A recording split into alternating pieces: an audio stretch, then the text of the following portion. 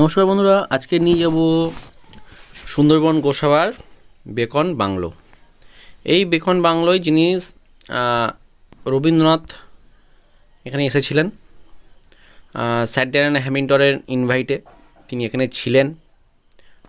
সেই স্মৃতি হিসাবে গোসবা ব্লক থেকে মোটামুটি এখানে একটা তার বাংলো যেটা ছিল সেটাকে পরিষ্কার পরিচ্ছন্ন করে সেটাকে খুব সুন্দরভাবে গুছিয়ে সাজিয়ে গুজিয়ে প্রেজেন্ট করেছে সাধারণ মানুষ যাতে সেখানে এসে দেখতে পারে, এবং সেই সঙ্গে একটা ছোট্ট মতো পার্ক টাইপের তৈরি করেছে যেখানে প্রচুর মানুষ এখানে এসে এই সুন্দরবনে অবশ্য আসলে তারা কিন্তু সুন্দরবন জঙ্গলের পাশাপাশি তারা কিন্তু এই জিনিসটা দেখে।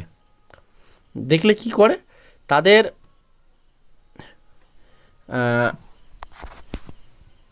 তাদের কিন্তু কন্টিনিউ তাদের যে সমস্যা সুবিধা অসুবিধা, তাদের যে বিভিন্ন কি বলবো বিভিন্ন বিভিন্ন স্মৃতি এখানটায় তুলে ধরা হয়েছে এই রবীন্দ্র বাংলোয়। এখানে এখানে হরিণের মূর্তি করা হয়েছে, দেখতেই পাচ্ছেন এই যে হরিণের মূর্তি করা আছে অনেকগুলো। এইখানটায় অনেকে এসে ছবিও তুলছে। এই পাশটায় এই যে রবীন্দ্রনাথ ঠাকুরের একটা বড় মূর্তি এখানে বসানো আছে, খুবই বড় মূর্তি। এটা অনেক দিন আগেই করা হয়েছিল। এই মূর্তিটা এখানে করা হয়েছে। এই মূর্তিটায় দেখছেন যে রবীন্দ্রনাথ ঠাকুর বই হাতে নিয়ে দাঁড়িয়ে আছেন। আর এই যে হচ্ছে সেই বাংলো, আর এখানে আছে স্যার ড্যানিয়েল হ্যামিল্টন এবং রবীন্দ্রনাথ ঠাকুর এই যে বসে আছেন চেয়ারে বসে করা। আর এইটা হচ্ছে বাংলো। এই বাংলোটা হচ্ছে কাঠের বাংলো সম্পূর্ণটা। এই বাংলোটা রবীন্দ্রনাথ ঠাকুর এবং স্যার ড্যানিয়েল হ্যামিল্টন ছিলেন, সেইটা খুব সুন্দরভাবে গুছিয়ে তুলে ধরা হয়েছে, যেটাকে বলা বেকন বাংলো। যে দেখতেই পাচ্ছেন বেকন বাংলো, বিশ্বকবি রবীন্দ্রনাথ ঠাকুর গ্রামীণ এইভাবে স্যার ড্যানিয়েল হ্যামিল্টনের আমন্ত্রণে সেই কবি এসেছিলেন 1932 সালে 30 থেকে 31 ডিসেম্বরে। সেটা এখানে তুলে ধরা হয়েছে।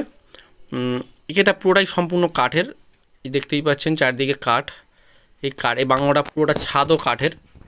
এই যে কাঠ, সম্পূর্ণ সব কাঠের তৈরি। তখন তো জঙ্গল ছিল, এগুলো ফরেস্ট ছিল পুরোটাই। এই জঙ্গলে গাছ কেটে কেটে স্যার ড্যানিয়েল হ্যামিল্টন তিনি এখানে নিজে একটা বসতি তৈরি করেছিলেন। এই বসতি তিনি থাকতেন। দুটো বাংলো আছে গোসবাতে, এই একটা আর একটা আছে উত্তর সাইডে, যেটা হচ্ছে গোসবা ব্যাংকের সামনে, SBI ব্যাংকের সামনে। আর এটা হচ্ছে বিডিওর পাশে এই বাংলোটা দেখতে পাচ্ছেন সম্পূর্ণ কাঠের তৈরি। এই বাংলোটায় মোটামুটি অনেক মানুষ আসছেন দেখছেন এই বাংলোগুলো। আর খুব সুন্দর কারুকার্য এই বাংলোগুলো তৈরি করা কাঠে, সেটা এখানে তুলে ধরা হয়েছে। খুব সুন্দরভাবে প্রেজেন্ট করা। এখানে লোকের সমাগমও খুব এই বাংলো দেখতে আসছে। মোটামুটি এইভাবে গোসবার এই বেকন বাংলো তুলে ধরা হয়েছে। আর বাংলো সত্যিই খুব সুন্দর, দেখছেন দূর থেকে চারদিকে গাছ আর দিকে বাংলো। আর এই পাশে রয়েছে ওই যেটা দেখাচ্ছিলাম একটু আগেই, এই পাশটায় আছে স্যার ড্যানিয়েল হ্যামিল্টন আর আছেন রবীন্দ্রনাথ ঠাকুর।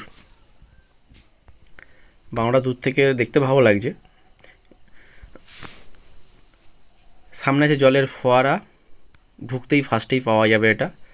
আর ওপাশটায় কিছু অধিবাসীদের ছবি দেওয়া আছে যারা নৃত্য করছে বা নাচ গান করছে। এই যে দেখুন মাদল আছে, ঢোল আছে, মোটামুটি তারা নাচবাজ করছে, সেই ছবিটা তুলে ধরা হয়েছে। এই যে কত সুন্দর দেখুন ছবিগুলো, এই ছবিগুলো খুব সুন্দরভাবে তুলে ধরা। চারিদিকে গাছপালাও লাগানো আছে, খুব সুন্দরভাবে এখানে প্রেজেন্ট করা হয়েছে। এখানে বাচ্চাদের খেলনা যাতে তারা এসে খেলতে পারে বা সময় পাস করতে পারে সেরকম ব্যবস্থাও করা আছে এখানটায়। এই যে এপাশে এই যে, আর এপাশে গৌতম বুদ্ধের ছবিও পাশে বড় একটা মূর্তি বসানো আছে।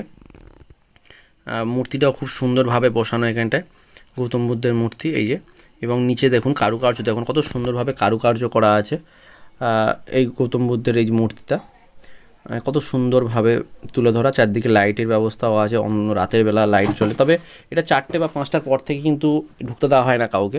দিনের বেলা আপনি 9টা থেকে সম্ভবত, ঠিক সঠিক জানা নেই, তবে 4টে কিংবা 5টা অবধি চলে, মানে গেটটা খোলা থাকে, তারপরে আপনি ঢুকতে পারবেন না। এপাশে ডাস্টবিন করা আছে, আপনারা পারলে ডাস্টবিন ইউজ করতে পারেন কিছু খাওয়া দাওয়া করলে। মোটামুটি সব রকম ব্যবস্থা এখানে আছে, খুব সুন্দর পরিষেবা যেটা দেখলাম এবং ঘুরতেও ভালো লাগলো। আর এটা সত্যি কথা বলতে মোটামুটি মানুষের ভিড়টাও হয় খুব খুব পরিমাণে। গোসবায় মানুষ সুন্দরবন জঙ্গল আসলে এখান থেকেও ঘুরে যায়। যাই হোক, আজকে ভিডিওটা এই পর্যন্ত। যদি ভালো লেগে থাকে অবশ্যই চ্যানেলটি সাবস্ক্রাইব করে পাশে থাকবেন। ধন্যবাদ সকলকে বন্ধুরা, ভালো থাকবেন।